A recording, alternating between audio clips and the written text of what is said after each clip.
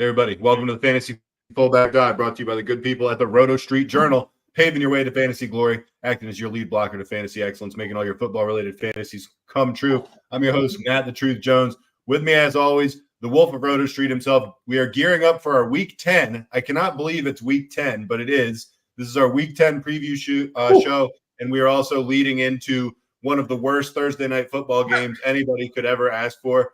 Wolf, if you had said to me, there's many, many things, as I've said all the time, the things I get right, I love touting my excellence on. I always own the things I got wrong. However, if you had told me, say in week 1, week 2, maybe even the preseason, hey, what would be like the worst Thursday night football game you could imagine for week 10? I'd have been like, I don't know, Panthers, Bears, maybe? And it's even worse than like you would have imagined in the preseason because Justin Fields is out. Bryce Young is underwhelmed. It's hideous. I mean, there's no doubt about it. But truth, it's one of those games where, as hideous as it is, there's a lot of interesting fantasy decisions tonight between D'Onta Foreman, Chuba Hubbard, Cole Kmet on a hot streak right now. You know, DJ Moore, the hit or miss receiver. There's so many intriguing fantasy. Do I play him? Do I not? So that as ugly as this game is, there's going to be some interesting fantasy storylines that play out tonight. So it's like, am I trying to hype this game up to get myself excited? Sure. But there are definitely some intriguing things to break down here. So I say we jump right in so we make sure we have time for the mailbag, huh? Let's jump in. We got Carolina. They are a 3.5 point dog in Chicago. The over-under sits at a healthy 38. What are your thoughts? Yeah. So I saw this stat. Panthers are 1-6-1 against the spread this season. So they continue to get respected by Vegas. Why? I don't know, but they continue to underwhelm what the odds are. 0-4 in the road. 0-4-1 in NFC games. So yeah, I'm taking the Bears tonight at home. I probably would have anyways without the trends this way. But definitely, I think, Tyson Bagent, he's not amazing, but he certainly has a little bit of moxie to him and just has kept them competent and playing good enough that when you're facing a team as bad as the Carolina Panthers, third lowest points scored in the league, the turnovers are just going up by the week here. I just think this is one where the Bears at home, the defense can show up. They're not a great defense, but they've actually preyed upon bad teams quite well this year with Montez Sweat now there too. They got another big body in the middle. I just think this is a game where the Bears are going to get to Bryce Young. They're going to force a few turnovers. It's going to be a D'Onta Foreman night. That's kind of what I'm feeling. And I think that's the storyline of a lot of fantasy owners' minds is, can I play D'Onta Foreman? Could you ask for a better script? 3.5 point favorites. They're going to have a positive game flow, most likely. You got the revenge game narrative for D'Onta Foreman, given that he was on the Panthers. They chose not to re-sign him. They committed to Chuba Hubbard as the backup instead. You got the fact that Khalil Herbert hasn't come back yet, and the fact that the Carolina Panthers, second most points allowed to running backs, most touchdowns allowed to running backs. And it's one of those things that's like the script is perfect, so of course D'Onta Foreman's going to have like 10 carries for 30 yards and suck. But I ultimately do think this is one of those, he's such a feast or famine guy. In the right setups, he typically delivers, and he delivers big. So I'm really into D'Onta Foreman tonight. He's my running back 20. I definitely am above the ECR on him tonight. So I think that's going to be kind of how this game goes, is the Bears get up, they burn the clock with D'Onta Foreman. He has a nice 100-yard. I love his line. I think it's 61.5 was the prop. Love that one. I think you absolutely can hit that. But ultimately, big fan here of D'Onta Foreman tonight. And I just see the Bears winning this one. I think it goes under, although the over is 6-3 in Chicago's games this year. They've kind of done a little bit more than Vegas expects on the scoring department. On the other side, though, Carolinas are 3-5. They're not holding up their end of the bargain. So if it's going to hit this, and it's not a high, 38, I do think the Bears are going to have to cover, 20, 24 that at least. And I think they may be able to. I do think a 2-touchdown night is not out of the question for Foreman tonight. I'm going to go under in Bears, though. What do you think? I'm going to go over in Bears just because I hate betting unders. I agree with everything you're saying. I think 24-14 sounds reasonable, which would give us a push. Nice little push. So might as well pull for the points. I expect the Bears to win pretty easily. And we have, this is a 2-7 team and a 1-7 team, I believe. I mean, they're both really, really bad, but I feel like Carolina is actually like maybe a notch worse. So, and I think we'll see that tonight. And again, just what a horrible matchup. But look, we had 25 people in here, which surprised me because it's not even 7 yet, and it's just like the worst game ever. So maybe what you said about the fantasy relevance means something, because there are people tuning in that want to hear about this stuff. Yeah. And I do think, we covered Foreman already, but again, in most cases, I'm going to tell you to start him, obviously get your questions on him. A lot of people also wondering about Chuba Hubbard, just a couple spots below Foreman. I'm starting Chuba Hubbard anywhere I have, because the Bears, not quite as juicy as the Panthers are as a matchup, but still a really juicy matchup for running backs. Chuba Hubbard has definitely taken over the lead back role, 15 carries in back-to-back weeks. Sanders did get sprinkled in a little bit last week and actually looked pretty good on his touches, looked healthier than we've seen him all year. I am a little wary of this backfield flipping without notice, because it is Chuba Hubbard after all. We're not talking about this guy that should and deserves a stranglehold in the backfield. He hasn't been really good with the work. He's had one really decent game this year. That was 3 weeks ago. He's had the opportunity to do well. He had a great matchup last week, didn't deliver in it. So I'm starting Chuba Hubbard mostly out of, not desperation. I think he's an okay play. I think you got a nice floor because of the volume. You have 8 to 10 points, but it is a cap ceiling. He finds the end zone and he gets a really good night, but if he doesn't, you're probably looking at an 8 to 10 point night. He's involved as a receiver, though, at minimum. We saw a ton of the receiving down work going to him. So I don't mind Chuba Hubbard at all. Other than him, we're looking at DJ Moore, Cole Kmet. I really do like Cole Kmet. It's very rare that you have a tight end that can get you over 15 points. He's done it. He's actually gotten over 18 points 4 times. And so that's pretty much half the games on the season so far. You'd expect that'd be a good season to go over that. So he's really had a nice hit rate, and back-to-back weeks here with Tyson Bagent, 10 targets 2 weeks ago. Last week, a 2-touchdown game. He really does seem to lock on Cole Kmet, which actually has me lower on DJ Moore and higher on Cole Kmet. -3 ECR on DJ Moore. Still a fringe top 20 guy, so maybe in your lineup tonight. It's not a terrifying matchup, but JC Horn has been very solid. And ultimately, I do think it actually will be Cole Kmet delivering the goods tonight and not DJ Moore. But we saw DJ Moore on a Thursday night one time this year put up, 40 points. So, there is that risk that you go in to your next, you could either just destroy your opponent and have him go off tonight, or you have him on your bench and you want to cry. So I do get that, but that was also with Justin Fields, a quarterback in a smash spot. So DJ Moore's a little tricky. Again, let us know questions on him. Cole Kmet, there's only 8 tight ends I'd say play above him, so you can let us know if you have a question, but most likely playing Cole Kmet tonight. Chuba Hubbard, a little bit more fringy than D'Onta Foreman, but that's kind of my take on the big guys you probably have questions on. Did any of those seem off to you, Truth, or anybody here just, don't play this guy? No, I think all those points are reasonable. Like, it's not a game to get super excited about, but all those are fantasy relevant guys potentially. They're all that's the thing, is they're not really exciting, but they are such fringe. Like, you see the case for both sides. They're guys that could turn. They're guys that could turn your week. Not to overhype it, but it's true. It's true. Like, Foreman had a 33-point day just a couple weeks ago. I remember. I was playing against him. I was playing against him too. He absolutely steamrolled me. He's why I lost. 1 point. Truth back, and I don't know no one gives a shit about my fantasy team, but that week when go ahead, please. If Jake Moody hit one damn field goal, he missed a 40 freaking yarder, I would have won by 3. I lost by under a point because of Foreman steamrolling me and Jake Moody's inability on Monday Night Football. I was just sitting there. He missed 2, and I was just like, all right, the fantasy god, it's not in the cards this week. Brutal stuff there. But yeah, so I do lean, again, playing most of the people that are in there tonight, but they are fringy. Definitely let us know if you got some questions on them for sure. And I know you already hyped up. We already got, a pretty decent audience to start us off. We've had some Thursday nights. We get up to 50, 60 of you.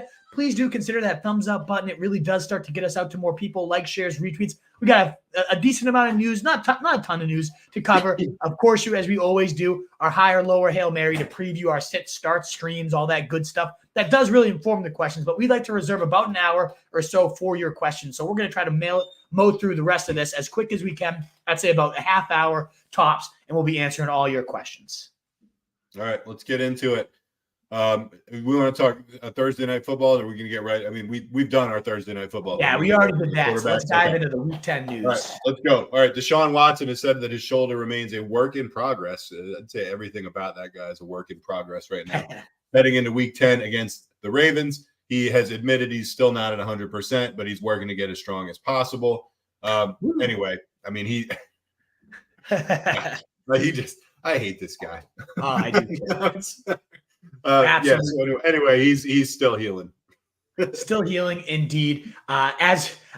You can't trust him against Baltimore, anyways. The toughest matchup for quarterbacks. He should not be in your lineup. I got a bunch of QBs I have above him, but we'll talk about it in a little bit. Tyrod Taylor said the rib injury is not season-ending in his mind. good news that hopefully we don't have to be freaking DeVito the rest of the year, because we do know that Daniel Jones is done for the year, moving to running backs.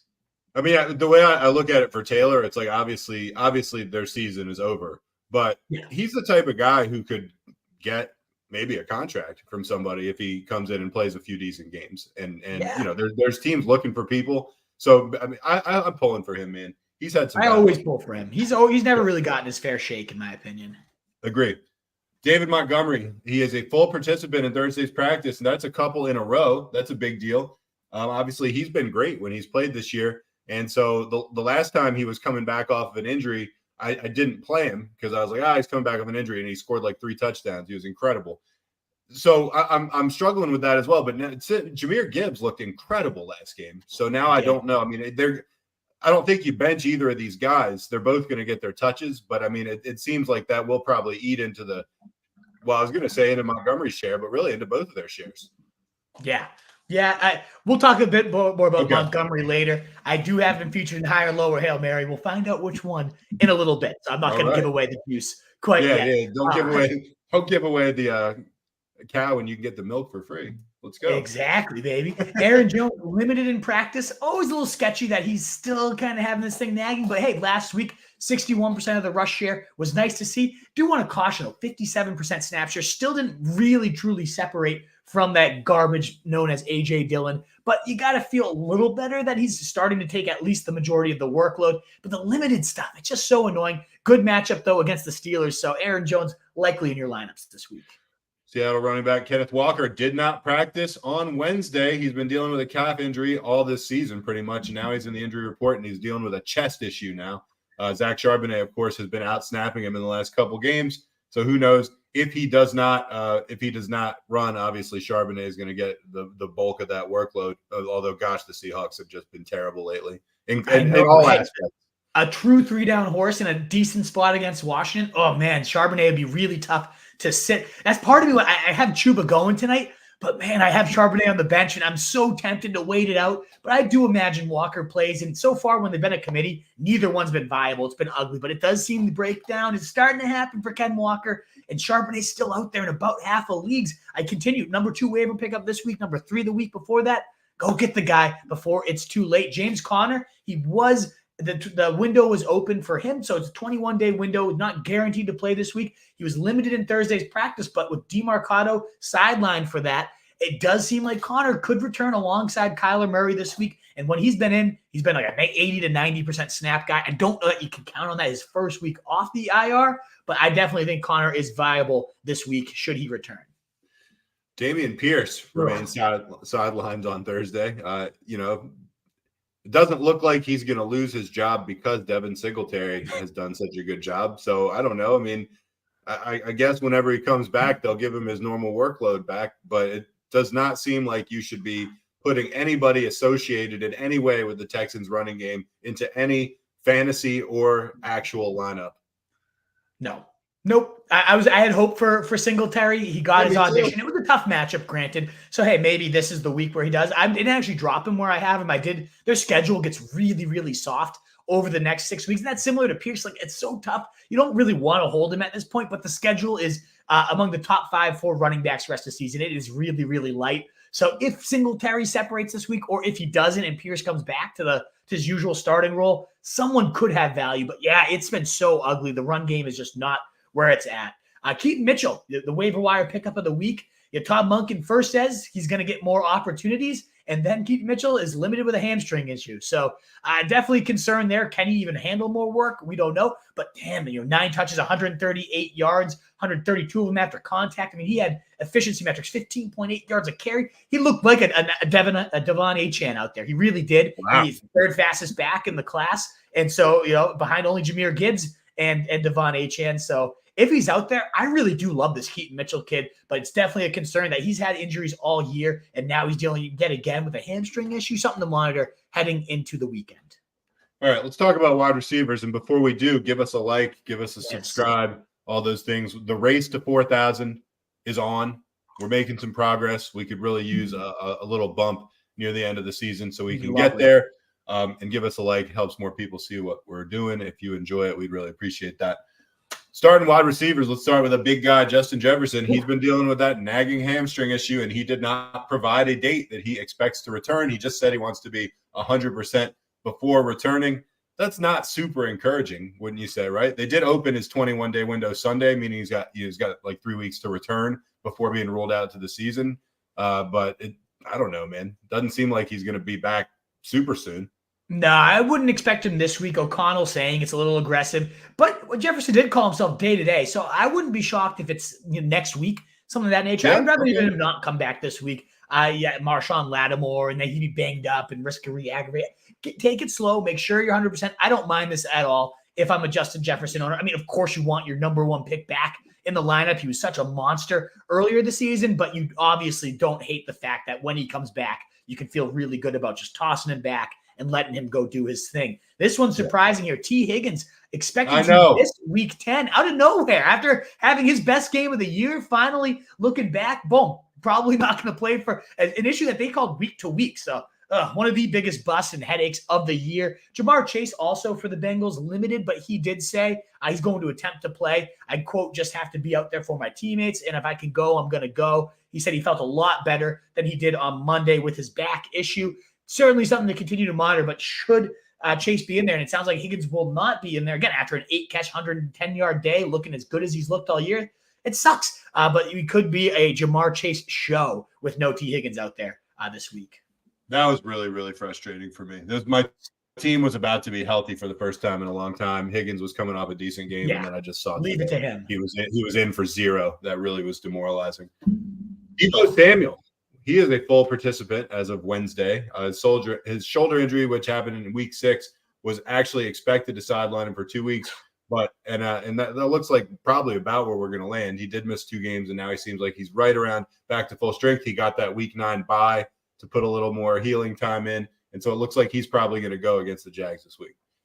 Yeah, last time we saw him for a full game, 129-yard outing, and the Jags are really bad and a poor tackling team in the secondary. Good run D, terrible pass D. Good spot for Deebo to return to and right back in your lineups, in my opinion. Nico Collins not practicing Thursday. He practiced in limited fashion on Wednesday, so definitely something to keep on the radar. The quote after the practice was he's expecting that he should be able to give it a go, but it does seem a little sketchy. Definitely check that on Friday. And, of course, Tank Dell, Robert Woods looking like he's going to be back in the lineup. Not somebody that you want to trust, but Noah Brown, Tank Dell, these guys would certainly get a boost up without Nico Collins in the lineup. Hey, I want to just real quick, I sidetrack without getting too sidetracked. I saw a really funny graphic relating to this a little bit. You know who the top 4 yardage receivers were last week? Or I do, because I saw the same exact graphic. It was amazing. It was like Schultz, Cooper, Noah Brown, and who was the last one? And CeeDee Lamb. And CeeDee Lamb, right. And it's just like that was the Cowboys receiving core last year. And they nuked it. They had the chance. They pretty much could have gone Gallup or Amari Cooper, and they chose to commit to Gallup, who had, 10 yards last week? Yeah. I saw bad. That. I couldn't believe it. I was like, I got to remember to bring that up on the pod, but it looks like you saw it. Absolutely asinine. Yeah. What a monster lineup they could have had. And great, they are regaining it, and it's making CeeDee Lamb a monster. There's no one else around him at this point, but just some boneheaded management decisions by them. Those 4 guys combined for like 700 yards last week. Anyway. It's wild. All right, so Drake London officially was full for Thursday's practice. That means barring a setback, he's only going to have been out 1 game. He's been extremely hit or miss, but he's like kind of a sometimes on, sometimes off wide receiver too, wouldn't you say? I'm really excited though with Taylor Heineke for his first game, for a full game with Drake London now. They really haven't had much time together, so I'm very excited to see how that report looks, because we'll talk about Heineke in a little bit. He did put a little spark into this offense, at least down in the deep game for sure. Zay Jones back at practice for the Jags 2 straight days. Out there in a lot of waiver wires. Didn't actually have him as my Hail Mary this week, but I wouldn't hate that. We know he's a definite touchdown scorer, their go-to guy in the red zone, and this offense definitely hums at a better pace with Jones out there. So I'm excited to see him back in the field for sure. Curtis Samuel, he practiced again on Thursday. Looks like he's going to be back. So anyway, he's set to return against the Seahawks, which is not a bad matchup, but we talked about the pathetic Washington defense against their potential run game. You know, I'd maybe be licking my chops a little bit, but I'm a Washington receiver also. So anyway, he's a fringe starter, but him back on the field is, I guess, somewhat noteworthy. Hey, they target the slot at a 6th highest rate in the NFL right now, and that's where Samuel's going to be manning. He's not bad. He's had some decent consistency, even if the ceiling's a little capped, a good touchdown scorer so far this year. Josh Downs not practicing, a guy we love, hoping he could be out there for them, but if not, it's going to be a target hog day for Michael Pittman, and that's kind of what I'm expecting. When we get to higher, lower Hail Mary, you'll hear a little bit more about that. Seahawks wide receiver JSN, he did not practice on Wednesday. If he doesn't practice, obviously that would see DK and Lockett getting a boost. But my favorite thing about this is that Jake Bobo could enter the fantasy relevant conversation against the Commanders. So even though I got nothing against JSN personally, I want Bobo in this game. So I hope he misses it. Oh, man, I have JSN as my wide receiver 3 right now with some bye week blues. I really don't want Jake Bobo. You know what? If JSN misses it, I'm going to play Jake Bobo. I'll give you that. I'm going to play Jake Bobo. On the field. I'll be like the 1% of people that plays him for sure. And then Devontae Parker not practicing, not playing this week. It just opens up the door for Demario Douglas to remain moderately relevant, although he just didn't do much in his spot start this last week. Juju as well, 7 targets for the both of them.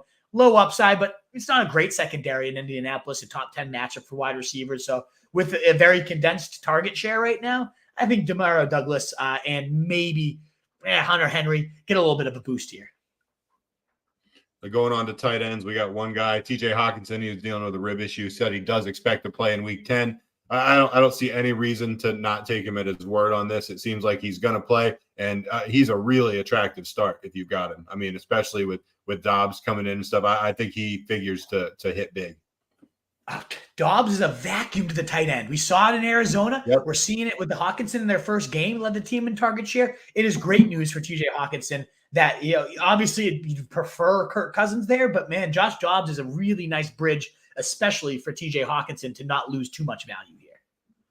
As we move on to higher, lower Hail Mary, but before that, I do want to ask you, because I don't see him on the agenda. I haven't gone through the entire thing yet. I feel like it's worth at least talking at some point about the fact, because we mentioned Dobbs, about the fact that Kyler Murray is going to play. Oh, yeah, I know. I should have had that in there under the quarterback news and notes. Yeah, he's going to be out there. That's definitely news, right? Oh, absolutely. Yeah, I don't know why that's not in there for sure, but expected to play barring a setback. I think it was so early in the week that I didn't add it to this agenda here. Yeah, Kyler Murray going to be in there. He is in my top 15 quarterbacks. This guy is historically a top 7 guy. He's never finished lower than QB 8 in fantasy points per game across his entire NFL career. Now, we know that what if he can – is his mobility going to be there? There's some big question marks here. But the fact that Josh Dobbs had multiple top 10 games in this offensive system with these weapons, I'm hopeful for Kyler Murray. You got to understand he's going to be shaking off rust, but it's not a horrible matchup against Atlanta to walk back into. I think he's a fringe starter, especially in a week like this. We're going to move into quarterback, higher, lower Hail Mary. There are so many quarterbacks out this week. So, yeah, I say that's a perfect transition here, given that, again, we have Pat Mahomes, Tua, Jalen Hurts. So many quarterbacks out this week that we're going to be diving into some garbage bed dumpster diving here for starters. So we got to get this right here in higher, lower Hail Mary. And just for the record, I'm starting Kyler Murray this week. Hey, there you go. All right, let's get into it. Higher, Joshua Dobbs, who we just talked about a little bit. He's playing against the Saints. You like him at quarterback 12, 3 higher than the experts who like him at 15. Yeah, absolutely. Dobbs now back-to-back 25-point weeks. And what makes that even more impressive, especially last week, he didn't even know his teammates' names, let alone the playbook there. He just came in and they kind of wung it on the fly, did a ton of his damage on the ground, 66 yards and a touchdown, in addition to 2 touchdowns through the air as well. I mean, we saw it in Arizona, and now he goes to a system that's more efficient. Kevin O'Connell, a really solid play caller, and he's got way better weapons here. So he found space all day, because you gotta really play man coverage and try to limit Jordan Addison, TJ Hawkinson, especially when Justin Jefferson comes back. Man, I can't wait for that. But yeah, this is a great spot for Josh Dobbs. Not a bad matchup at all. In New Orleans, sure, not the best of spots. It's a little bit below average of a matchup, but they've been getting pretty bombed these last couple weeks here. So I like Josh Dobbs in general just because of the leg points that he can add. And is there anyone you'd rather root for? I really think he's about to go on a kind of heroic. His stretch run schedule is beautiful. This is one of the worst matchups he has left, and it's really not even that bad. I something in my gut just tells me by the end of the fantasy season, if you were desperate at quarterback and you made the plunge on Josh Dobbs, you're going to be really happy with your decision. I love the guy. I'm really excited to keep rooting for him. I hope you're right. I'm pulling for him too. Yeah. You also like Will Levis. He's going at the Bucks. He's their QB 15. You like him, or he's your QB 15. You like him two better than the experts, and he's officially the QB 1, right? Yeah, he's been officially named the starter, and what a perfect time facing the Bucks. We just saw another rookie. I know CJ Stroud's a different level right now than Will Levis, but 470 yards and 5 touchdowns against them. The Bucks have been getting bombed all year, though. They have not been a good defense. Yeah. Second most points allowed to quarterbacks, and I love this. Will I mean, if he was in an offense that threw at a higher clip, arm talent wise, there were some throws that he made last Thursday night that falling on his back foot and just flicks his wrist and the ball floats effortlessly, drops it in the bucket. Like, I really like this kid. I wish he was in a more pass happy offense, a more fast paced team, but either way, we already saw a 4 touchdown day in his debut, a 12.3 ADOT. He followed it up with an 11 ADOT. So they are not afraid to let the kid sling. And I know last week, only 262 scoreless yards, didn't get a ton done. Less designed runs, 6 designed runs his first week, barely any the next week. But he started with 26.6 fantasy points. And last week in a tougher spot there against the Steelers on Thursday Night Football. Now officially the starter. Maybe they open the playbook up a little bit. Vrabel himself said, we got to keep seeing what we got here. It's something. There's clearly something there with Levis. So I'm very excited to see if they unlock the offense a little bit more. And they certainly got a great spot to do it against the Tampa Bay team. And again, I know Stroud is at a different level just overall as a quarterback, but Will Levis, arm talent-wise, I think is right there. And there, again, he was just dropping dimes all over the place. I'm a really big fan of Baker on the other side of things. I also really like, and I think this game has that ugly, sneaky shootout, just like we saw against the Texans last week.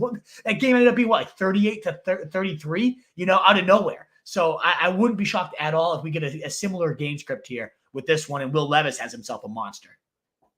I saw a graphic on however many games Baker has started in his career. Let's say it's like 68 games or 80 games or something like that, and it put it next to Tom Brady's first 68 or 80 games. They have like identical numbers. No, come on. I'm telling you. I'm telling you they do. I mean, I suppose it's possible whoever put the graphic up was just lying, but I was like, wow, that's incredible. Well, they probably didn't include wins. Maybe statistically. Like no, there were not wins. No, he certainly does not have the win-loss record. I'm just talking about fantasy numbers. Yes. Okay. Fair enough. It was still pretty impressive to see. That is. Right. I mean, yeah, because he gets such a bad knock. He really has been. Baker has been baking this year, and he's in that conversation his numbers too. Are pretty good. Right, it's an interesting quarterback week for sure. Like, again, with all those guys on bye, just to kind of like recap this kind of cluster here. I have Josh Dobbs at 12, Kyler Murray 13, Baker Mayfield 14, Will Levis 15. Like, I'm really a big fan of all these guys as potential fill-in streamers for you for sure. All right, let's talk lower. And NC Firearms has a super chat for us. NC Firearms, we'll hit that in like just a second after we do lower and Hail Mary. Okay. Absolutely. Russell Wilson, you got one guy's going at Buffalo. You like him at QB 17, 4 below the experts. I'm assuming this is just completely based on the matchup. Yeah, Buffalo, third hardest matchup for quarterbacks. And I mean, we're talking about a guy that had 19 pass attempts last week. They will run these shit out of the ball as long as they can. And honestly, we saw Javonte Williams, 22 carries last week. This is definitely one of the biggest run funnel defenses in the entire NFL. A top 10 matchup for running backs, a bottom 3 matchup for quarterbacks. 114 and 194, 95 yards across his last 3 games, 196 the week before that. So he hasn't even hit 200 yards in his last 4 games, Russell Wilson. And he's actually had okay touchdown numbers. So his fantasy stats have stayed relatively okay. But you're playing with fire here on such low volume. I don't bet that touchdown efficiency will continue in a very, very tough matchup against Buffalo. I think they will ride Javonte Williams as long as they can this week. Not a fan of Russell Wilson. I have all those guys again. Josh Dobbs, Kyler Murray, Baker Mayfield, Will Levis. There's so many options that are out there in leagues. Go with one of them instead of Russell Wilson for sure. All right, Hail Mary. Joshua Dobbs is actually up to 49% rostered, so not sure if he counts. Obviously, we like him if you can take a stab at him and get him. But Taylor Heineke, you have 17% rostered. That's the guy you're probably going with, right? Yeah, I love it. In 2 games so far this year, and one of them was just really a half, 9.5 ADOT in both times he's got field time. Something that Desmond Ridder did 0 times this year. So he's definitely slinging it deep, letting his receivers go make plays. He had 16 points last week. Is that anything to write home about? No, not really. But he didn't have Drake London here. Certainly slinging it out more and gets Arizona 9th most points allowed to quarterbacks and particularly susceptible to the big play, especially if Kyler Murray comes in and there's not a ton of rust and they create a little bit of a shootout narrative here. I love Taylor Heineke. 3 rushes for 20 yards. Nothing crazy, but he has that bonus leg point ability. We saw it all the time there with Washington last year. So, yeah, sure, the interception was horrendous, and we've come to know that with Taylor Heineke. But a solid 16-point effort again last week. And in a half, he had about 14 points the week before. So maybe it all comes together with a fully healthy receiving core here and a right matchup. I don't mind him at all. All right, before we get into running backs, let's just bump this guy up to the front because he threw us. Oh, yeah, of course. We appreciate. NC Firearms wants to know PPR flex start Hubbard or Kittle, and we certainly appreciate the money. So thanks, buddy. Man, that's a really tricky one because, of course, Kittle has so much blow-up upside each and every week. But I'll tell you this, when Deebo Samuel's in the lineup, it gets a lot sketchier with George Kittle. You're really banking on a couple touchdowns just happening out of nowhere. So I do lean Hubbard. You're going to get 18 touches tonight in a good matchup, including a lot of catches. So you got that PPR that really buoys out the floor. If Kittle was more consistent in terms of his target share, it would be a no-brainer. But really, he's just kind of a boomer bust touchdown guy, much more standard league friendly there. Whereas Hubbard, you're probably going to get 6 catches. That's as good as a touchdown right there. And should he score a touchdown as well, which against the Bears is a very possible bar to set? Yeah, I like Hubbard here. I think I go him with the volume and a good matchup. What do you think there, Truth? I mean, I agree. And what you said about Kittle is absolutely true, but it's just one of those things where we kind of have to like roll our eyes and move on, where you're just like, yeah, if his target share and everything was more consistent, I'd like Kittle. Well, yeah, sure. So would I, but it's not. So I don't. There are weeks, again, when it's no Deebo Samuel, there are weeks where it is consistent and you can say Kittle's a lock no matter what. But this is just not one of those situations with him fully getting healthy. The Jags a bit better against tight ends than they are wide receivers as well as a matchup. So, yeah, I'm going to lean Chuba Hubbard. Certainly a lower ceiling for Chuba Hubbard. I will say that, we've seen Kittle multiple times this year put up 25 plus. So if that's what you need, if you're an underdog and you got a bunch of bad bye weeks and, hey, you just want a dart that could go for 25, I'll tell you this, Chuba Hubbard's not getting you 30 points tonight. Kittle could. But I do think Chuba Hubbard, especially in a PPR league, is a great bet for 12. And maybe he gets a touchdown and gets you to 18 and you feel okay about that. That's where I play this. But Deebo back, I just don't. I love Kittle as a tight end play. I don't love him as a flex play. Kittle's not getting you 30 tonight. Nah. All right. Or not tonight. Not ever. Yeah. Running backs. He's certainly not tonight and probably not on Sunday either. Definitely not tonight. I promise you he's not tonight. Running backs. And thanks again, NC Firearms. We appreciate the super chat. It warms my heart to see that you're higher on David Montgomery because he is on my team and I'm bringing him back this week. So I like that you like him so much. He's going at the Chargers. You like him all the way up at RB8, 9 spots above the experts. Talk about it.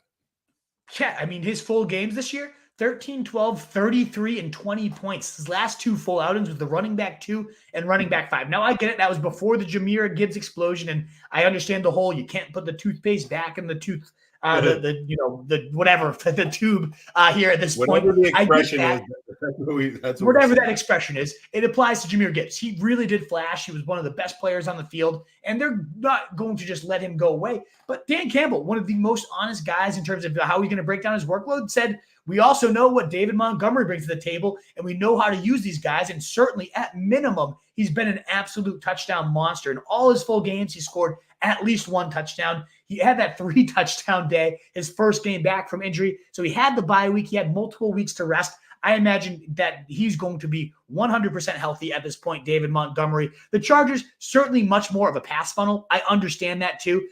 Top 3 in terms of points allowed to quarterbacks and wide receivers. And then they're, bottom half. Actually, 13th in terms of points allowed to running backs.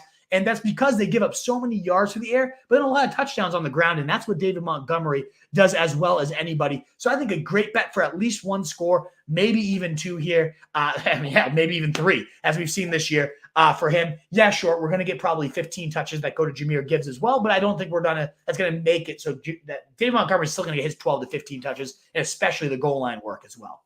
That's awesome. All right. You also like James Cook going against Denver, RB18. Now, I mean, it used to be anybody playing Denver was a must play anytime. But as I said to you the other day, this team that gave up 70 to the Dolphins gave up 9 to the Chiefs the other day, which makes no sense at all. So I'm interested to hear you talk through this one. Yeah, even though they've been at least better as an entire unit on defense, they've still been really, really bad against running backs. In particular, they're giving up a lot of points as receiving to running backs. And that's where James Cook, the last couple of weeks, 8 points, 6 points. But against New England, he had 46 yards and a touchdown through the air, was the running back 8 that week. And that's kind of the vibes I'm getting here against the Denver Broncos team that has given up the second most receiving points to running backs. And sure, yeah, I guess the last few weeks, they've been a little bit more stifling to backs. But I'm not really, though. Breece Hall, 26.9. Isaiah Pacheco, 13 points. And then we had, Aaron Jones not really playing, and A.J. Dillon still put up 11 points. So if the slug of A.J. Dillon can get to 11 points against this team, I really think it's James Cook. Now, we'll talk about in Hail Mary, Lenny Fournette, if he's back, definitely caps the ceiling a little bit. But I think James Cook, at minimum as a receiver, they've given up a receiving touchdown every other week to running backs, and they're due. I think James Cook is going to score a receiving touchdown here. It's too good of a spot on Monday Night Football. I know he hasn't been overly thrilling right now, James Cook, especially in back-to-back weeks, but I think this is the get-right spot that he needs. All right, let's talk about lower, and this is a guy that is near and dear to my heart. You kind of got him and Montgomery reversed, basically, from the experts. Yeah. Tony Pollard against the Giants, you like him at 15. The experts still putting him all the way up at 8. They still got all this faith in Tony. Like, where's the production, Tony? If there's ever a get-right spot, I guess it would be the Giants. It's a top 10 matchup for backs. It's the best week Tony Pollard had all year was week 1. 21 points against the same exact Giants team, running back 5 finish.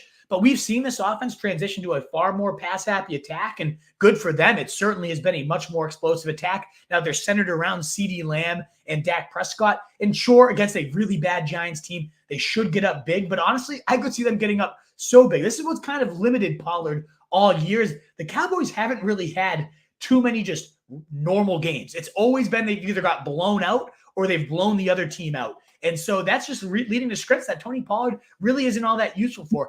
And just eyeball test-wise, this is not the Tony Pollard we've known and loved with the explosiveness to take it to the house on any given play, great as a receiver. It just hasn't been there this year. He looks there's a lot of it's no scientifically proven anything of that nature, but a lot of speculation that this whole tightrope ankle surgery that a lot of players are doing so they can get back to the field quicker. A lot of people are thinking that's sapping them of their explosiveness. Cooper Kupp not really looking like Cooper Kupp necessarily this year. There's a few examples people are citing that maybe this ankle surgery that sure gets you back to the field, but are you really yourself when you get back there? There might be some credence to that. 8, 6, 14, 6, and 8 points across his last 5 games. Only one double-digit day for Tony Pollard. And he has not had a top – he's ranked as the running back 8. He's only had one game inside the top 10 running backs all year. So sure, yeah, I get that he's exploited good matchups, and this is a good spot, but I'm a little bit nervous for Tony Pollard here. It's just not – I don't know. And until I see it, if I can bench Tony Pollard, I will. But at RB17, it's clearly that you don't have to bench Tony Pollard by any means. And could he just go off? This is the spot for him to go off. If he doesn't go off this week, this is time to panic. Like if he can't do it against the Giants, I'd be really terrified. Oh, I'm panicked. I'm panicked. Bijan Robinson going against the Cardinals, or at the Cardinals, actually. You got him at RB16. The experts actually like him at 10 for some reason, despite that weird usage. Yeah, and just to kind of cite a few guys that I have above or below him, because, again, it's not like you have to bench either of these studs. These guys I love, in particular, Bijan Robinson is a talent. There's no arguing there. This guy is a top 5 running back in the NFL in terms of just sheer ability. But I have Javonte Williams, Aaron Jones, Kenneth Walker, certainly Derrick Henry above both these guys. And all of those guys are ranked by the ECR. I have all those guys ahead of Tony Pollard and Bijan, and they are all ranked below both of them. And I just don't see it. Bijan Robinson, it really doesn't come down to him. It comes down to, of course, the villain of the NFL, Arthur Smith, the biggest bonehead that I've really ever seen. Even in the sick game, like the last 3 weeks, he's only had about 10 fantasy points per game in PPR leagues in his last 3 full games. And it's, again, down to usage. 99 snaps in the last 3 weeks for him and 32 touches compared to 72 snaps and 47 touches for Tyler Algier. This despite Bijan Robinson having 5.5 yards per touch, 5th in the NFL, compared to 3.5 for Tyler Algier, 30th. And when Arthur Smith was asked, why is he not seeing? He's got one red zone touch this season. Right inside the last 5 weeks, one rush inside the 5-yard line. And Arthur Smith was asked why, and he said Bijan's a lot more dangerous off the ball as a decoy.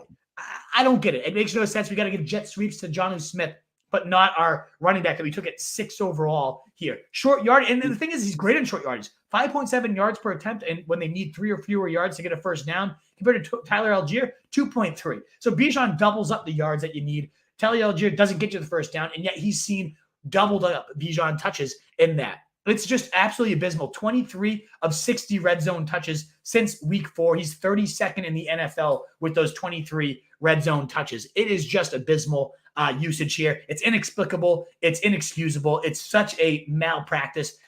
I mean, we think about that week 1 touchdown he had where he broke like 7 tackles and got into the end zone. What justification do you have to not use this guy? I have no idea. That was a great touchdown. You know where he would have been even more dangerous? If he didn't have the ball. Way more dangerous. You're right, Drew. That's a decoy. He just can't be stopped. That's the dumbest thing I've ever heard. He's as and I've heard many dumb coach. things. It's so bad. It is just so freaking bad. Yeah, gosh. Imagine how dangerous Tyreek Hill would be without the ball. Oh, man, as dangerous as they come, yeah. So dangerous. All right, Hail Marys, you admit that it's not a great Hail Mary scene for the running backs. Obviously, Keaton Mitchell, who we've talked about a little bit, he's 48% owned. If he's around, he's your first choice. If not, Jaleel McLaughlin, 25% owned at Buffalo. Yeah, and just to emphasize again why I like Javonte Williams a lot, 82% of the rushes last week, running back 9 on the workload with 19 points. He's back. He looks good. He's passing the eyeball test, which is why Jaleel McLaughlin is strictly a Hail Mary, 6% of the rush attempts. But honestly, the work he gets, his efficiency is right there with Devon Achane. He's averaging 10 yards per time. The kid can absolutely ball, and he's only got 5, 5, and 5 half PPR points across his last 3. That's also been good for top 35 numbers in those games, which tells you a bit about the running backs. 16 and 18, though, the 2 weeks before that was with Javonte there. Again, I get it. It's a Hail Mary stretch, but we're talking about a guy that can break the ball, bring a big play wherever he gets the touches. We know Buffalo significantly much more of a run funnel defense in the past, and we know that Buffalo, and rather Denver, is going to try to run it down their throat as much as they can. We don't know if they'll be able to do that, and so if it comes to a receiving situation, that's also not bad for him. But the other reason I do like Jaleel McLaughlin, it could give you a bridge to Leonard Fournette, the preferred Hail Mary here. Now, we don't know if he's going to be activated. So if you're sitting here waiting for Leonard Fournette and he's not activated, well, yeah, that would absolutely blow. You get 0 points. But that's why I like Jaleel McLaughlin as someone that could maybe get you here. Because if Leonard Fournette plays, man, I am in love with him. Latavius Murray right now is top 25 in red zone carries. He's top 4 inside the 5 attempts, and he's been stopped on the 1-yard line and failed to score a touchdown on 4 straight 1-yard plunges. It is absolutely abysmal. And I think Lenny Fournette, we're talking about a guy that was running back 4, running back 15, 3rd and 4th in receiving yards. Even if he just gets this Latavius Murray about 40% of the snaps, 30% of the rush attempts, if he gets that role against Denver, especially at home, what a great time to get him going against the team that's worst against running backs. Again, I like James Cook, but I wouldn't be shocked at all. And this is the week that Leonard Fournette gets activated. They have a cream puff run defense to get him acclimated with the team as well. And he plows himself to the end zone. Wouldn't shock me at all. I agree with you on the Lenny thing. I also really, really love that when you just said that. I love James Cook, and then you kept going. That's just like how the people on Succession talk, like Kendall Roy. They'd be like, we need to make this deal, and then they would just keep going. Like you're the only person I've heard talk like that. So good for you. There we go. That's the goal. Show, by the way. Wide receiver. Wide receivers, our guy you're higher on, Michael Pittman. Also, we did just have somebody asking in the comments, so do we answer questions? And I did answer them, but just for anybody else listening, we do answer all the questions. We're just going to finish our wide receivers and our tight ends, maybe 10 minutes, maybe even less than that, and then we'll hit all your questions. Michael Pittman at the Patriots. He is your wide receiver 10. The experts like him at 13. Why do you like him a little more? Well, one, we got Josh Downs, unlikely to play. Oh, right. This is a guy that's seen 8, 13, 5, was a little bit of a dud against Cleveland and still put up 15 fantasy points in that 5-target day, then 14 targets. With Gardner Minshew, he has been averaging around a 30% target share this year, and he has not had lower than 10 points in 4 straight weeks. Pittman is just getting it done time and time again. Since Christian Gonzalez was knocked out, the Patriots have been a cream puff matchup. So a fringe starter? No, you got to absolutely lock Michael Pittman into your lineups this week. He should see at least 10 targets, maybe even 15, and he'll be good for at least 15 points, as he's been for 3 of the last 4 weeks. All right. How about Nico Collins? Who, I mean, now we're kind of like, is Nico Collins going to play? You know, I'm not. Yeah. So you know what? I love Nico Collins. It's more so just I like the player. He's a target vacuum, and a quarterback that just threw 470 yards. Was actually the wide receiver 11 last week and was the 3rd most productive player on his own, actually 4th most productive pass catcher on his own team. That just goes to tell you they had 4 players inside the top 12 at their respective positions. Crazy pass attack. So hyper efficient, great pass attack. And Cincy, we saw Diggs roast them. So maybe this is a good coming out party for their number 1. But yeah, you're right. Maybe he doesn't play. So I do really like D'Onta Johnson. 14 and 9 targets across his last 2 games. Green Bay, Jair Alexander is good, and sometimes he shadows, but doesn't typically move to the slot where we see D'Onta Johnson do a ton of his damage, 85 and 90 yards in back-to-back weeks, and finally found the end zone. Finally, the long streak broke, and it hadn't been since Ben Roethlisberger that D'Onta Johnson had caught a touchdown, but he caught one last Thursday night, as we predicted for the record there. I wouldn't be shocked to see him continue to build on that. And I just love the player. He really is steady and consistent, and I'm facing him, which means he's probably going to have a really big day. Probably, definitely. That's the analysis that you pay the big bucks for. So we got nothing on lower and Hail Mary you want to share? Oh, yeah, so absolutely. I forgot to put them on the thing. So Devontae Adams I have below D'Onta Johnson, below Nico Collins, below even Christian Kirk here. He's facing the Jets, -3 ECR at wide receiver 18 for Devontae Adams. It's the hardest matchup for wide receivers. And across his last 5 games, Devontae Adams, 7, 4, 9, 2, and 5 fantasy points, has at a high finish as the wide receiver 32 against Chicago. And these have been okay matchups. These are not spots that are overly damning here. So with Aiden O'Connell, he's okay for a rookie. I don't mind the kid, but he's not a great guy that I want to depend upon. And so Devontae Adams, if you can bench him in such a tough spot, again, -3 ECR, I wouldn't hate benching him this week. If you have better options, please do. And then Chris Godwin against Tennessee is just a little bit lower for me, coming off a 2-catch, 16-yard day. Just pretty ugly there. He seemed like he was getting his season back on track, so I get that Tennessee, a pretty solid spot. You know what? I'm not that much lower on Chris Godwin. 11, 10, 15, and then 3 points. I think that was more of the mirage. I think he does get back into double-digit points. It's just more so I have a bunch of receivers. I think Marquise Brown bounces back big with Kyler Murray. I can't bench Tank Dell right now. I like Amari Cooper, given that he's had great production there. So I'm a little bit lower just because I like a lot of receivers around him a little bit more than him, but I still don't hate him. So, yeah, I don't want to force a lower that I don't truly believe in at this point. So, yeah, we can move to the Hail Marys. And you said I didn't have anybody written down for Hail Marys? Well, you got Quentin Johnson to keep an eye on. You said going to get at Detroit, 28% rostered. So maybe that counts. Yeah, so Quentin Johnston and Khalil Shakir. I must have pasted them. Oh, yeah. I missed Shakir. You got them both. Yeah, so I got both those guys. Johnson, yeah, sure. I get last week against the Jets, the hardest matchup for wide receivers. He didn't come through for you, just 1 catch. It was rough. The week before that, though, 5 catches, 50 yards, seemed to be getting his season on track. The season high, 16% target share, 69% of the snaps the week before. And he turned that into 95% of routes the first week with Josh Palmer on the IR. If he gets 95% of the routes again this week, which I don't see, they really don't have anyone else to play there, against a Detroit team that's much more middle of the road. Anytime you're getting that type of usage bump for a wide receiver of a first-round talent, you got to pay attention. And I think Quentin Johnson, this will kind of be the coming out party. I talked about it on the waiver wire show. He gives me 2022 Christian Watson vibes where, didn't have the quarterback's trust, didn't have the field time, wasn't fully getting it done. And then bam, when he was finally thrust into a full-time role, he really took off. And we got a schedule here for Quentin Johnson that's not too shabby down the stretch, starting with Detroit this week.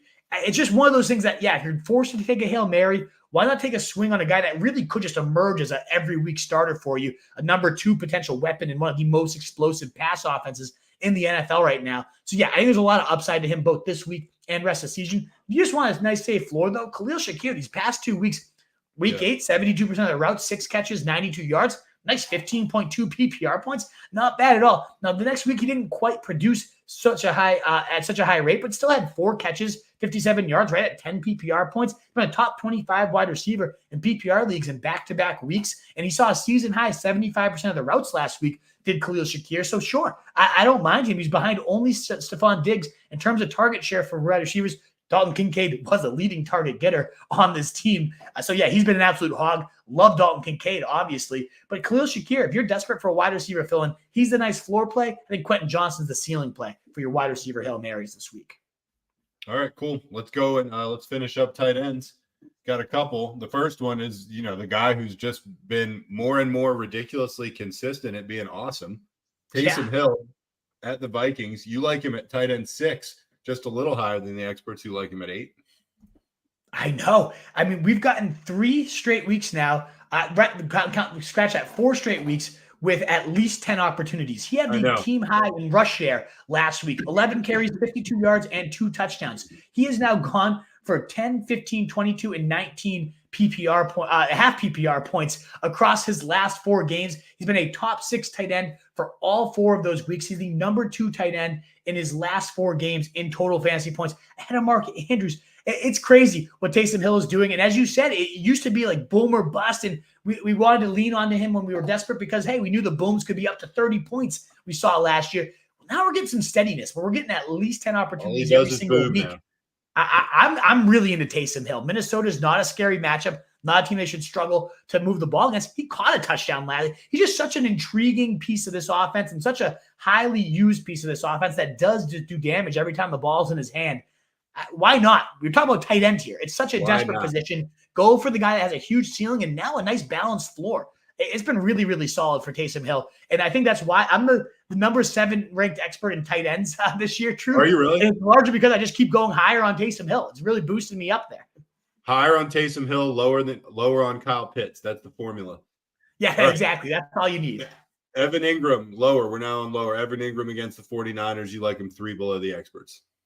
The 49ers have been an absolutely brutal spot against tight ends. They have such a good front 7, and that also does extend into pass coverage. Fred Warner, obviously such a beast and run stifling type of hitting the hole and really blowing you up, but he also can really drill the tight ends at the line of scrimmage. And sure, I love the usage Evan Ingram sends. He has 8, 7, 7, 10 targets. You don't see that type of consistency from your tight ends.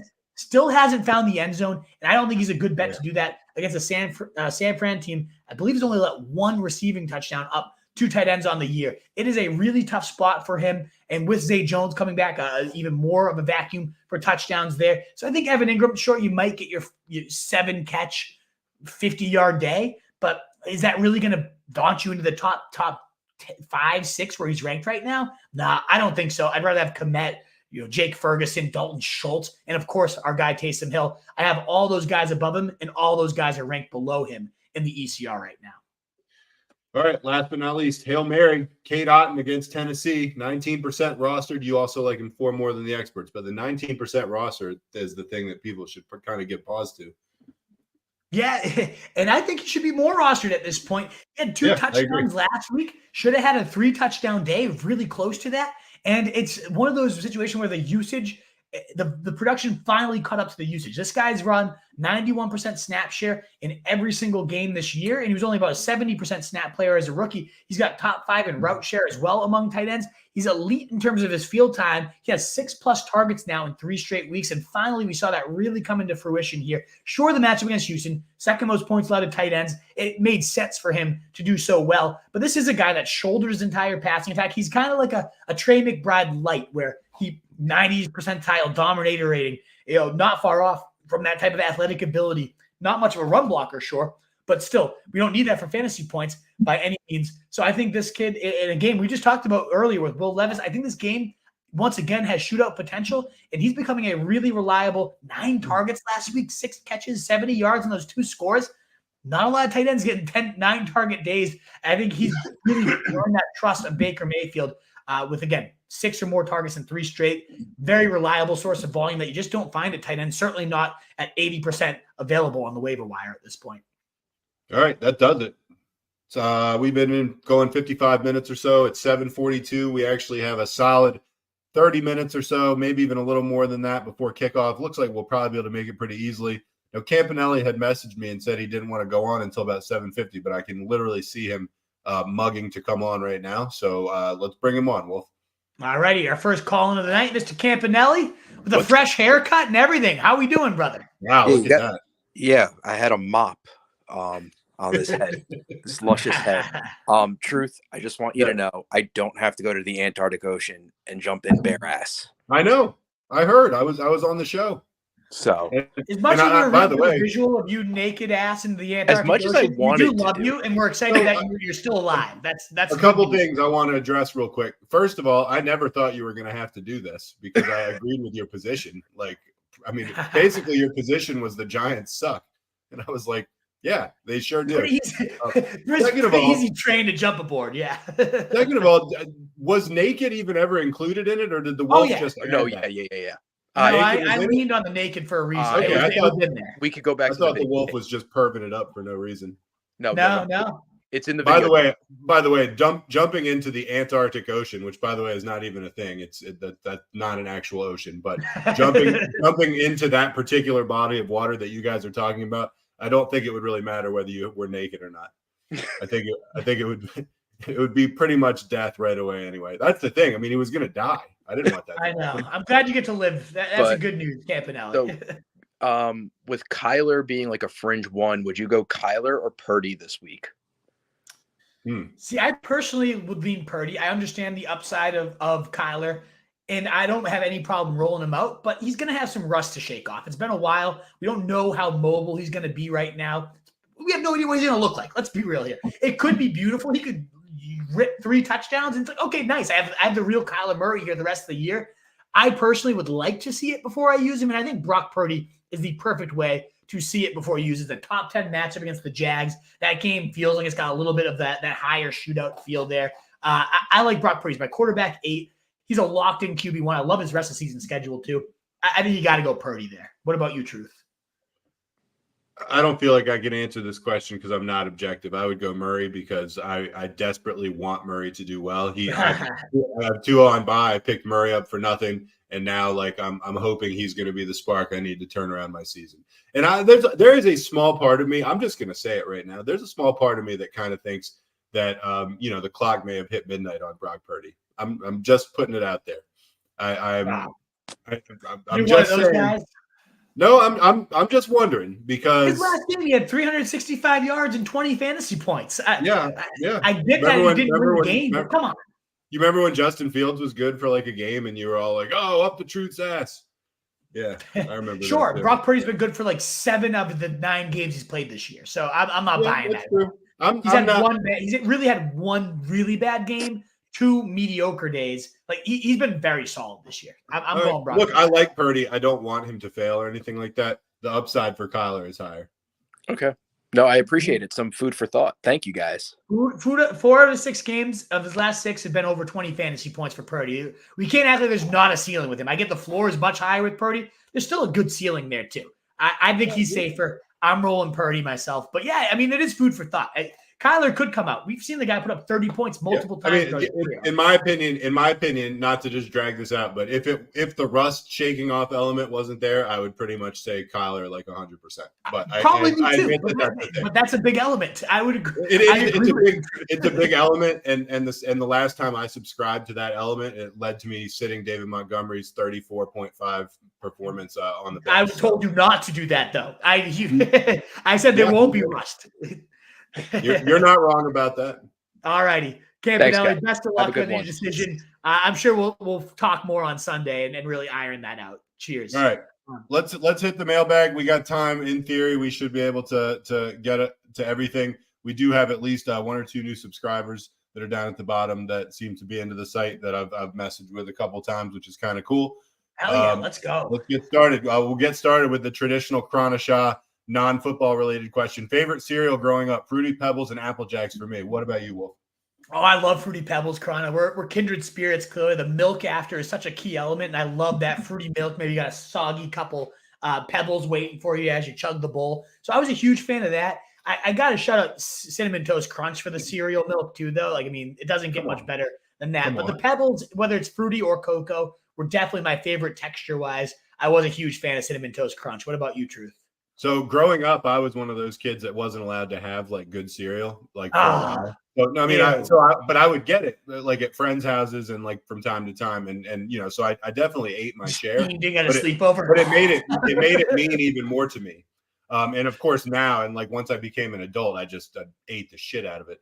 The two that I would say, Cinnamon Toast Crunch and Golden Grams. Both kind of similar deals, and the milk for each of them just slightly different. I could literally eat boxes of both of those. So yeah, that's what I would go with. Although there are many great sugar cereals. Yeah, absolutely. Now it looks like we did just get a super chat from Patrick, and I found his question. I don't know if it's strictly just this defense question, which I am more than happy to answer. If you have something else, Patrick, let us know. Thank you so much for the $5 super chat. Definitely able to jump the line there. And anybody else out there, if you want to make sure you get your answer in, your nice in-depth answer, super chat is the way to do that. Thank you so much for the support. It is going to buying us new equipment, including laptops and cameras and all that good stuff. So thank you guys so much for. Yeah, they bought me this. We got the truth on the mic, baby. Hell yeah! But we got a defensive question for Patrick. All right, he wants to know defense this week: Colts, Cincy, or Tampa. This is honestly the lowest in the expert rankings here.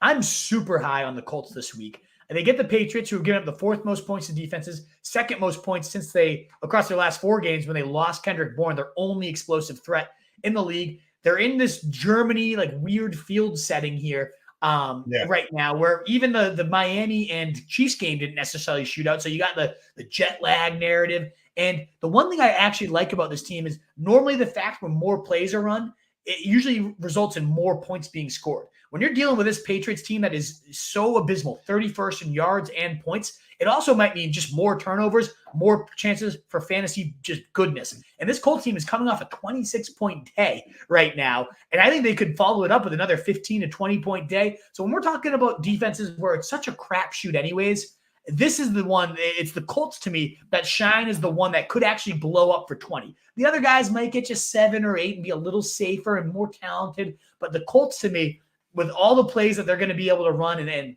turn all the chances for turnovers on the other side of the ball and 2 defensive touchdowns last week, they're playing hot. They're playing away. I like the Colts this week and there. What about you, Truth? Do you have any other insight on that one? No, I like the Colts. I actually picked up their defense to play against because I think the team they're playing is so terrible. Yeah, I mean, I'm a Pats fan, and trust me, they're really bad. Plus, you got the Bucs against Tennessee, and Will Levis looks pretty explosive, and the Bengals face C.J. Stroud, who we know is very explosive. Yeah, I don't like either of those spots. Give me the Colts in a blow-up spot, Patrick, and you can thank me when they get you 20 points on that. You get. Plus, you get that Germany game. Like, there's such few people you actually want to play in that game besides like Jonathan Taylor and Michael Pittman. The Colts give you a reason to wake up and watch that atrocious ball game. So yeah, I like the Colts a lot there. All right, back to the top. Krana, thank you for the support again. And guys, if you wanted, of course, again, you can do a super chat and jump the line. But a free way is that thumbs up button. It really does help us out. And a few people did comment their new subs. Love to see that. If you're here and you enjoy what you're hearing, please do consider subbing and coming back for all the shows that we do 4 to 5 times a week. We're answering your questions. We'd love to have you be a part of it. All right, Krana, JSN or Boyd if there's no Chase or Higgins in the flex PPR, Geno, Levis, or Howell with Hurts on a bye. So we know Higgins is probably going to be out. So Higgins I think I do lean Boyd. I really am a big fan of JSN against Washington too. But we know Higgins is probably going to be out, which means Boyd steps in that number 2 lineup. And he's been solid whenever he's been thrust in that role. So I'm going to tentatively say Boyd here. In terms of the quarterback question, I kind of like Howell. I mean, the kid has the quarterback 6 right now in fantasy. I mean, I'll toot my own horn on our sleeper show, Truth this Summer. Sam Howell was my guy. We actually nailed that one out of the park. Like we had bust by Pat Mahomes for Mo, and we had sleeper Sam Howell. We really nailed that one out of the park. The kid's got, he's had 2 really down weeks, but otherwise 20, 26, 18, 10, 32, and 19. Across his last 6 games, he's been top 12 in all but one of those games. he's been really consistent. They're number one in terms of pass rate over expectation. The Seahawks have been better since their 2 starting corners have got healthy, but still not a scary defense by any means. So, yeah, I like Sam Howell. He's been so damn steady here, whereas Geno's been so inconsistent. And sure, I really do like Will Levis in that Tampa Bay matchup. It's juicy. But give me Sam Howell here with Hurts on the bye. What about you? Agree with both of those. Yes. Hey, there we go. Want me to keep clicking through these? Yeah, you keep going.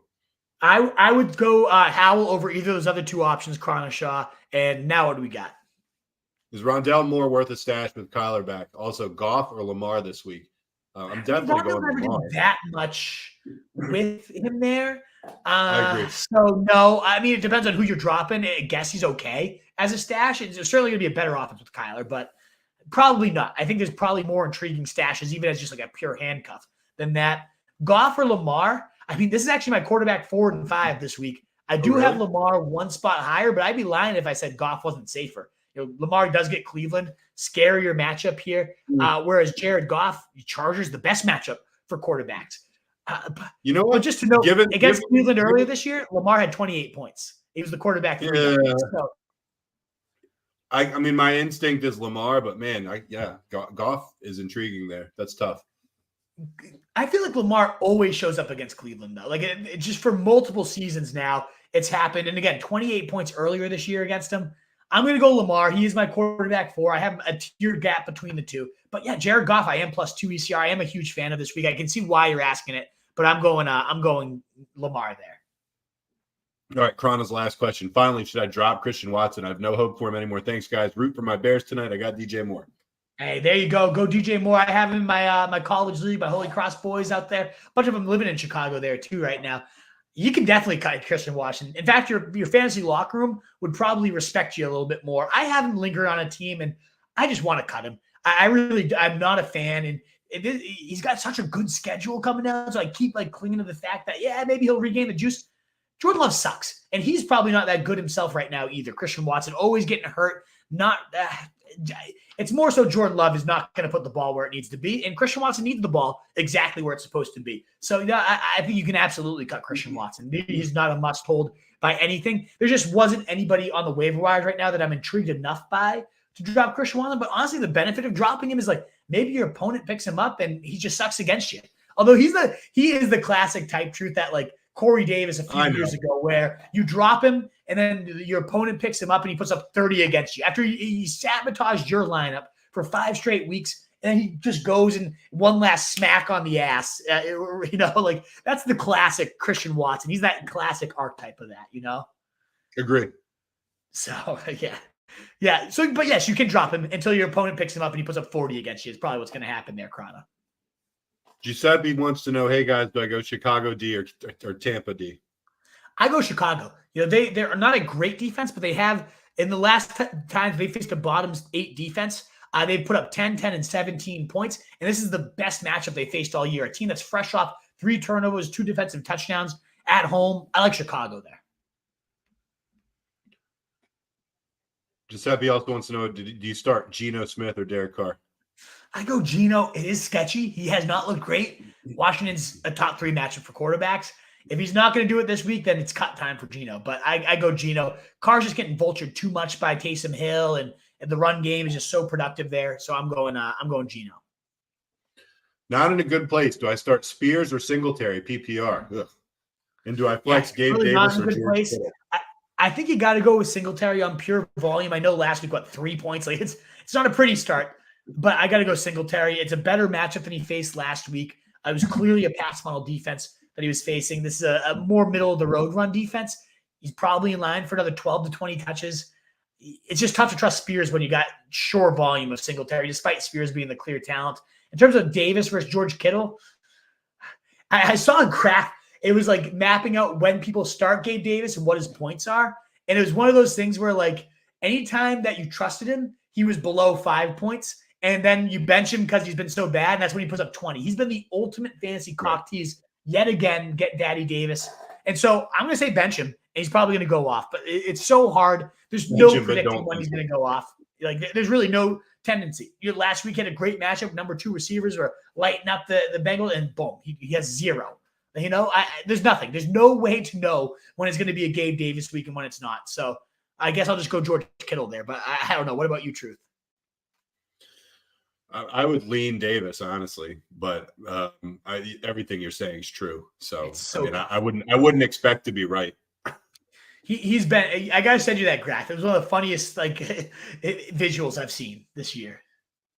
All right, Aladdin says I need to drop 2: Eli Mitchell, Jerick McKinnon, and Henderson. So I would drop Henderson for sure.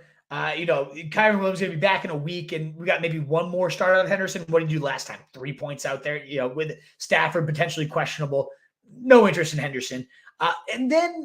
So here's the deal, Aladdin. If you think you can drop McKinnon and maybe scoop him another week, Eli Mitchell this week has the most potential to evolve into something. If something happened to CMC, and we've already seen the injury imp kind of nip him already this year, maybe Eli Mitchell ends up being if something happens to CMC, you're talking about a top 20 running back the rest of the year. Nothing's going to happen with McKinnon this week because he's on a bye. That all being said, McKinnon down the stretch runs has been a hero for back-to-back years, so I don't want to just toss him in the trash heap. If you think you can toss Hendo, McKinnon out, and then get McKinnon back in a week or two, then yeah, do it. But if you don't think you'll get McKinnon back, then I guess you drop Eli Mitchell. But for this week, Eli Mitchell's definitely the one that can actually have something happen for him this week, if that makes sense. Yeah, that's fair. And we got a super chat, so we will jump to Kevin Miller. What do we got for you? Start Kyler over Trevor Lawrence. Pick up Michael Wilson and drop Rashee Rice. So I would not, unless you have to start Michael Wilson this week. I am intrigued to see what he does with Kyler, but I'm much more intrigued to see, Rashee Rice, who continues to get it done on limited snaps. What if they come out of the bye and they decide 100% of the snaps going to Rashee Rice? I don't understand, honestly, why that's not the case right now, because he's the only receiver that's actually producing in this Kansas City attack. And anytime he gets used, he comes through. So we've already seen Rashee Rice doing it time and time again on limited work. To me, his role will likely grow, and he's with Pat Mahomes. So I get, what could Michael Wilson do with Kyler? It's definitely an intriguing narrative. I am intrigued to add Michael Wilson where I can, but I'm not going to drop Rashee Rice to figure out what that looks like. So on that part of the question, no, I'd go Rashee Rice. I'd continue to hold him. Kyler over Trevor Lawrence is really, really tough. Where do you lean, Truth, before I give my take? I lean Kyler. It's not a bad spot to lean Kyler. I mean, in all honesty, Trevor Lawrence has not hit 20 points all year. Right. His last few, I'm looking at his stats here. 16, 16, 16, 18, 16. So you probably know what you're going to get out of Trevor Lawrence, and it's probably 16 points. 16-ish. Yeah. I do think Kyler by far has the higher ceiling.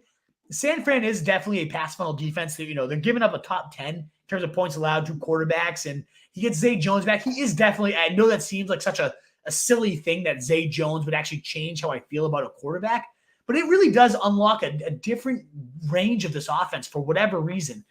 I do lean Trevor Lawrence just because the floor is a lot safer. I do think Kyler does have the higher ceiling, and there's no doubt about that, but I'm still in the camp of I want to see it from Kyler before I truly buy into it. And if I have Trevor Lawrence, I'd rather wait and see what I have in Kyler. So I'm going to go Trevor Lawrence here. I know you're going Kyler. I know you're starting Kyler yourself, so there might be a little biasy there, but it's not unwarranted. It's not unwarranted bias. And it's not like Trevor Lawrence has earned must start. You have to have him in there type of, again, 16 points in 5 of his last 6 games. The other one was 18. It's just a safer floor to me. So I'm most likely going Trevor Lawrence in that situation.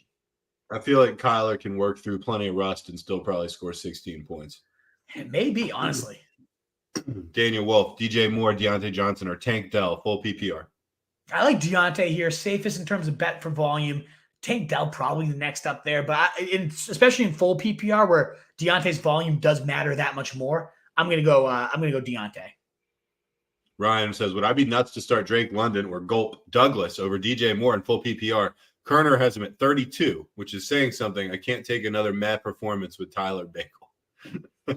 I know. I mean, it's been bad for DJ Moore with Tyson Bagel. Oh man, I think you're a little nuts, Ryan. If you're going to go one over DJ Moore, I'd still go DJ Moore myself personally.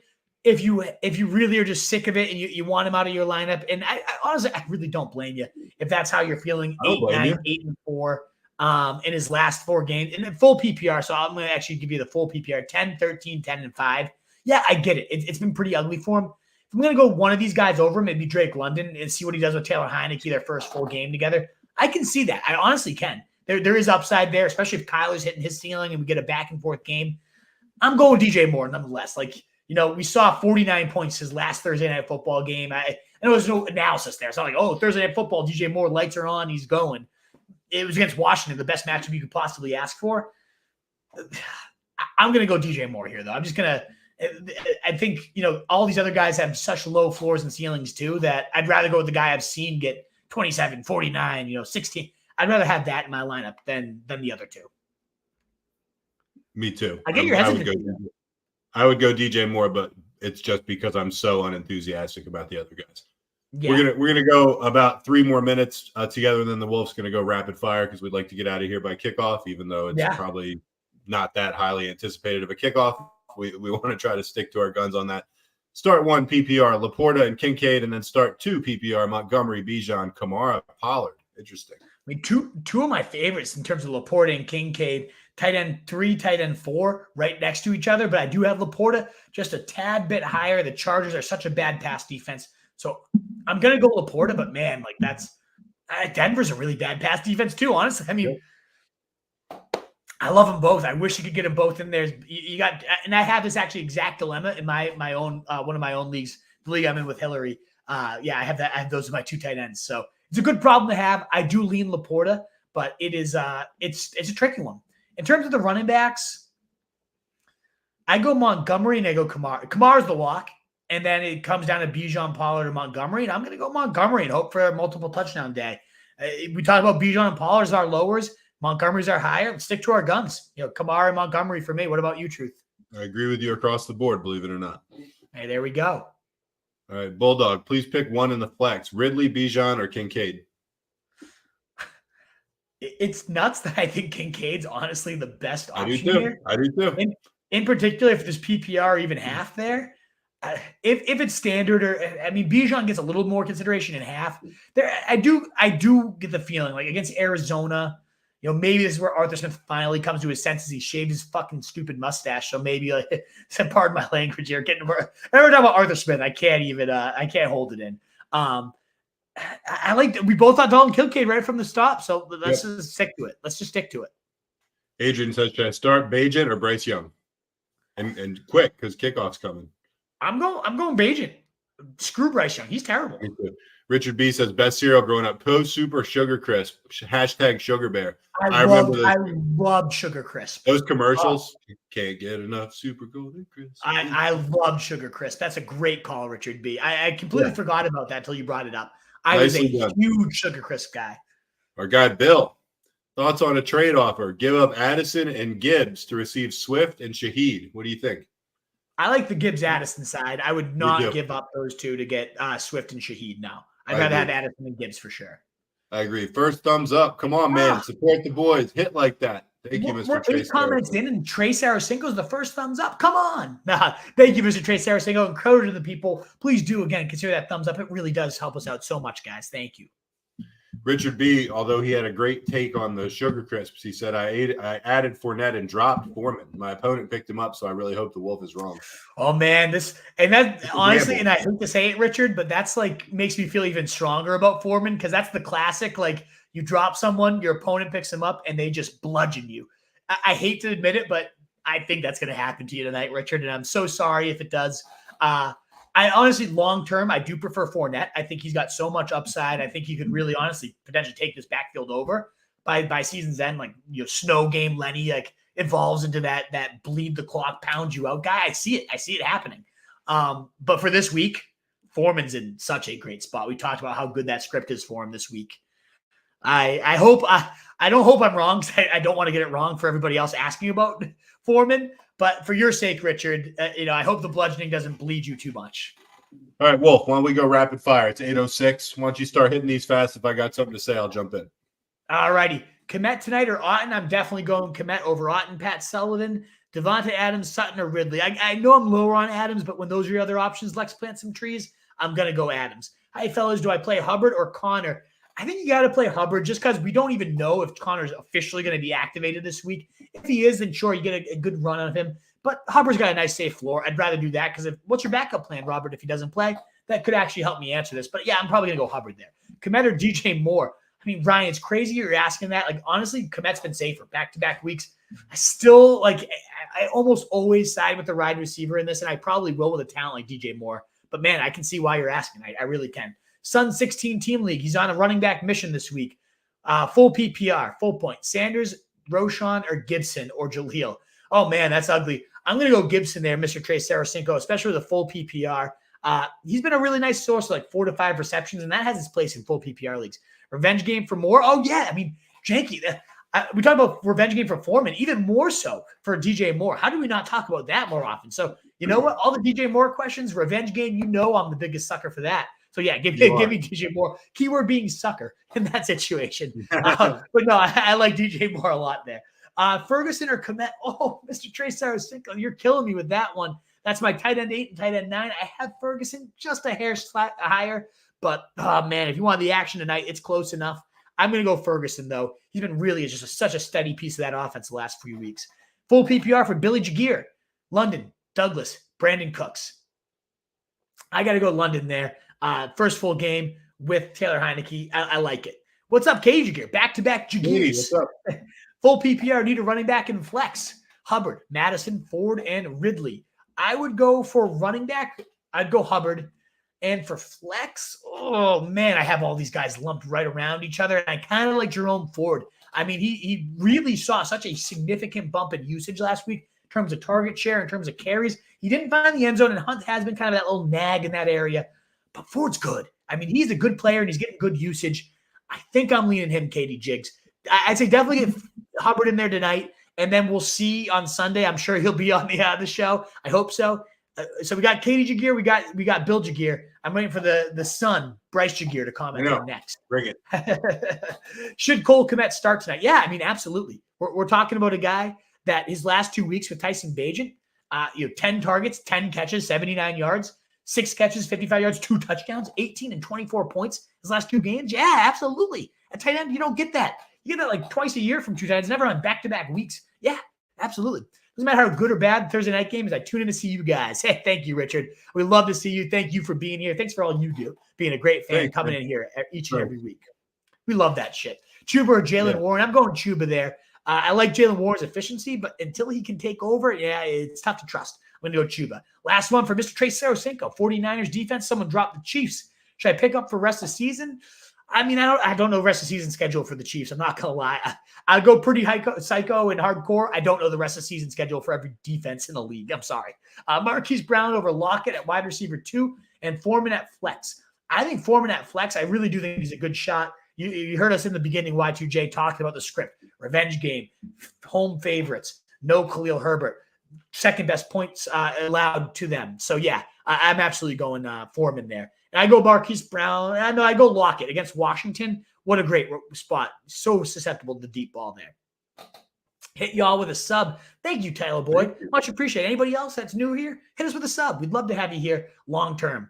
Vikings D or Bears D? I would go Bears D tonight, Giuseppe. Just traded Chuba Hubbard and Demario Douglas for Mike Evans. You definitely won that one, Lomi. I think you smashed it. Lockett or Hubbard? I would go Lockett there, George. Foreman tonight? I'm a big fan. A. Clark design.